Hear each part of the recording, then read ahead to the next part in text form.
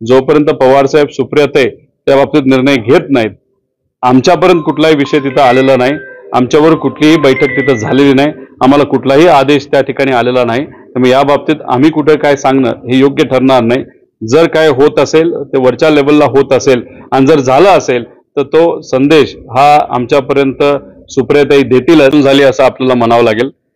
कर्जत नगरपंचायत वर राष्ट्रवादी आणि काँग्रेस असे दोन पक्षाचा त्या ठिकाणी सत्ता तिथं होती। गट नेता एकत्रित आपण त्या ठिकाणी बनवला होता। त्याच्याचबरोबर काँग्रेसला उपाध्यक्षपद तिथं दिलं होतं।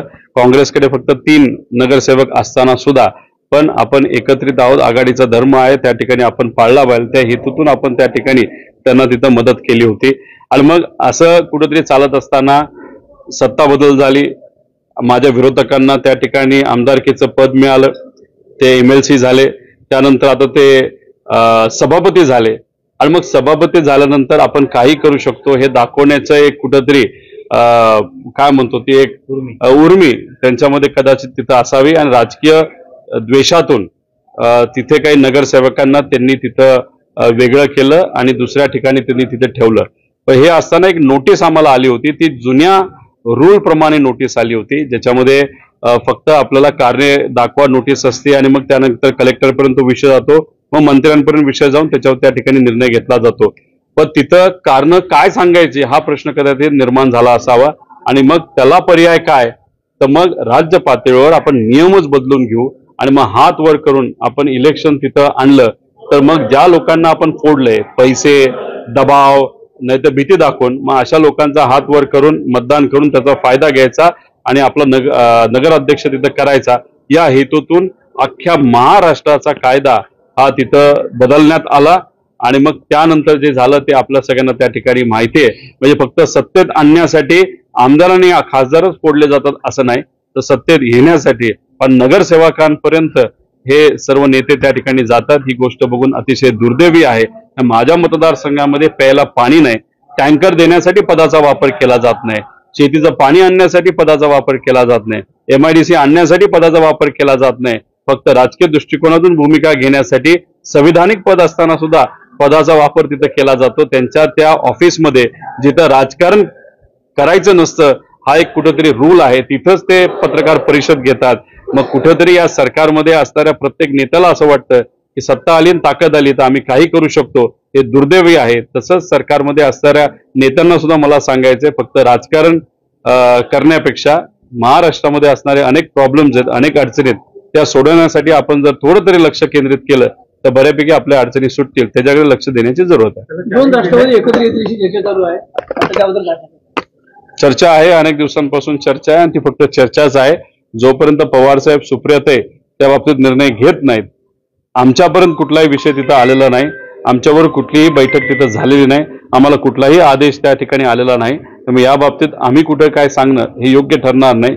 जर काय होत असेल ते वरच्या लेवलला होत असेल आणि जर झालं असेल तर तो संदेश हा आमच्यापर्यंत सुप्रियाताई देतीलच, पण आजपर्यंत तो आला नाही, त्याचा अर्थ तिथं कुठेही चर्चा झाली नाही असं आपल्याला म्हणावं लागेल। काही आमदारांनी चर्चा केली असेल असं देखील म्हटलंय, त्याच्याबद्दल शेवटी काही आमदार असतात ज्यांना विकासाला निधी लागतो, कामं करावी लागतात आणि मग काही तसे आमदार जे आहेत त्यांनी कुठेतरी काही बोलून दाखवलं असेल आणि त्या बाबतीतली चर्चा ही तुमच्या आपल्या सगळ्यांच्या कानावर आली असेल। त्यामुळे बऱ्याच आमदारांपैकी काही आमदार असतात जे असे बोलत असतात, पण काही इतर आमदार असतात जे ज्यांच्यामुळे आपण निवडून आलो, म्हणजे आदरणीय पवार साहेब असतील, सुप्रियाताई असतील आणि हे जे सगळं त्यांच्याकडे बघून सुद्धा काही निर्णय घेत असतात। आमच्या बरोबर चर्चा झाल्यानंतर आमचं जे मत आहे ते त्या बैठकीमध्ये आम्ही 100% व्यक्त करू, कारण का आमच्यामध्ये लोकशाही असल्यामुळे आम्हाला चर्चेत घेतल्याशिवाय, पदाधिकाऱ्यांना चर्चेत घेतल्याशिवाय साहेब आणि ताई निर्णय घेणार नाही असावर अजून सुद्धा आपला विश्वास आहे।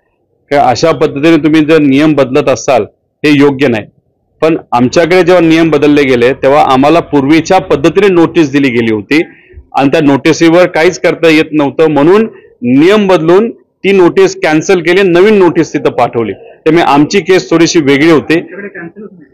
आता मग इथं तसं असेल तर न्यायालयामध्ये गेलेत तर नक्कीच त्यांना तिथं न्याय मिळेल।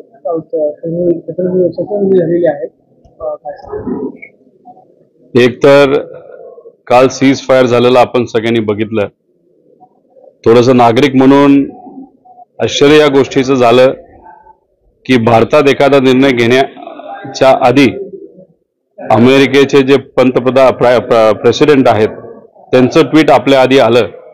हे जेव्हा आपण बघतो तेव्हा थोडंसं कुठंतरी असं वाटतं की बाहेरचा प्रभाव हा आपल्यावर आहे का काय. ते का झालं, कसं झालं, ह्या शेवटी मोठ्या गोष्टी आहेत, त्या वरच्या पातळीवरच्या विषय आहेत, त्यामुळे मला त्या बाबतीत काही सांगता येणार नाही. पण हे सगळं झाल्यानंतर लगेचच 3 तासाली आपण जर बघितलं तर पाकिस्तानकडनं काही ठराविक भागामध्ये ड्रोनचे हल्ले झालेले आपण ऐकले आणि आर्मीकडनं ते स्वीकारलं सुद्धा. त्यांचं ऑफिशियल स्टेटमेंट सुद्धा तिथं आलेलं आहे. आता असं जर काय त्या ठिकाणी बघितलं, मग एका बाजूला दोन्हीकडनं सीज फायर केले जातात, शांततेचा संदेश तिथे दिला जातो आणि 3 तासातच तुम्ही जर तिथं आमच्या देशवासियांवर परत ड्रोन हल्ले करणार असाल तर देशवासी म्हणून त्या गोष्टी आम्हाला कुठेही पटत नाहीत. आता इंदिरा गांधींच्या काळामध्ये आपण जर बघितलं असेल तर त्यावेळेस असंच काय झालं होतं. अमेरिकेने कुठेतरी आपला दबाव आणण्याचा प्रयत्न केला होता, पण त्यावेळेस इंदिरा गांधींनी कुठेही त्या दबावाला न झुकता जो काही निर्णय घेतला ते आपण सगळ्यांनी तिथं बघितलेलं आहे. पाकिस्तानामध्ये शिरून पाकिस्तानाला गुडघ्यावर त्या ठिकाणी आणलं होतं आणि पाकिस्तानचे 2 तुकडे तिथं केले होते. आता आज सुद्धा खरं तर ती संधी बलुचिस्तानाचा विषय आपण घेतला, तिथून सुद्धा पाकिस्तानला तिथं विरोध होतोय. त्यामुळे या अशा वातावरणामध्ये जर पाकिस्तान शांतच बसणार नसेल, गद्दारीच करणार असेल, शब्द देऊन सुद्धा ते पाळणार नसतील तर कुठेतरी एक कडक संदेश देण्याची जरूरत आहे. आमचा आर्मीवर विश्वास आहे आणि अशा काळामध्ये कुठलंही सरकार असलं तरी विरोधी पक्षातले असो नाही तर सत्तेतले सगळ्यांनी सरकारबरोबर एकत्रित राहण्याची जरूरत आहे. आम्ही सुद्धा बरोबर आहोत, पण जो कुठला निर्णय घेतला जाईल तो लवकरात लवकर घेण्याची जरूरत आहे असं मला तरी वाटतं. एक तर जे काही डिफेन्स सिस्टम आहे, नाहीतर जे फ्लाईट सिस्टम त्याला 400 सिरीज त्या ठिकाणी म्हणलं जातं, त्या काळामध्ये ती सिरीज घेत असताना ती खूप महाग होती. रशियन मेड असल्यामुळे असेल, नाहीतर त्यात काही टेक्नॉलॉजिकल ॲडव्हान्समेंट आहे आणि मग एवढी महागडी गोष्ट घ्यायची का असा तो विषय होता. आर्मीच्या काही अधिकाऱ्यांनी सुद्धा त्या बाबतीत कुठेतरी शंका व्यक्त केली होती. पण पर्रिकर साहेब कदाचित टेक्निकल स्वतः असल्यामुळे आणि त्यांनी त्या बाबतीतला अभ्यास चांगला केला असल्यामुळे त्या मशीन ज्या आज तिथे घेतल्या गेल्या त्यामुळे अँटी जे प्लेन मिसाईल ही अँटी प्लेन मिसाईल सिस्टम आहे त्याचा फायदा आज या वॉरमध्ये होताना आपल्या सगळ्यांना बघायला मिळतोय. त्यांचं कुठलंही चायनीज मेड विमान येऊ द्या नाहीतर अमेरिकन मेड विमान येऊ द्या, ते विमान आपल्या देशाला बॉर्डर क्रॉस करू शकत नाही. फक्त का तर एक तर आपली डिफेन्स सिस्टम, आपले जवान आणि ही जी त्या काळामध्ये घेतलेली जी सिस्टम आहे त्या सिस्टमचा सुद्धा फायदा झाला असावा असं आम्हा सगळ्यांना तिथं वाटतं.